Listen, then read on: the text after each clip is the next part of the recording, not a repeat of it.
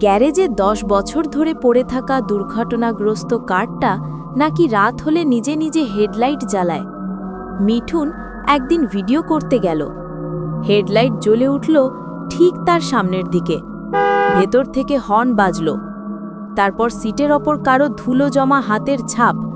গাড়ি ফিসফিস করল, শেষ যাত্রা বাকি আছে। গাড়িটার দরজা নিজে থেকেই ধীরে ধীরে খুলে গেল। মিঠুন পিছতে গিয়েও দেখল তার পায়ের কাছে গড়িয়ে এলো একটা রক্তমাখা নাম্বার প্লেট। হঠাৎ ইঞ্জিন ঘর ঘর করে নিজে থেকেই স্টার্ট নিল। ধুলো ভরা উইন্ডশিল্ডে ভেতর দিক থেকে লেখা উঠল, চল উঠে বস। গ্যারেজের শাটার প্রচণ্ড শব্দে বন্ধ হয়ে গেল। শেষে হেডলাইট দুটো তার মুখে তাকিয়ে বলল, তোর জায়গা খালি আছে পেছনে। গাড়িটা মিঠুনকে কোথায় নিয়ে যেতে চায়? এই তো শুরু, আসল ভয়টা এখনো বাকি। তাই লাইক করে রাখো, কমেন্টে বলো কেমন লাগলো, আর সাবস্ক্রাইব করো, না হলে মিস করবে ভয়ঙ্কর পরের পার্ট।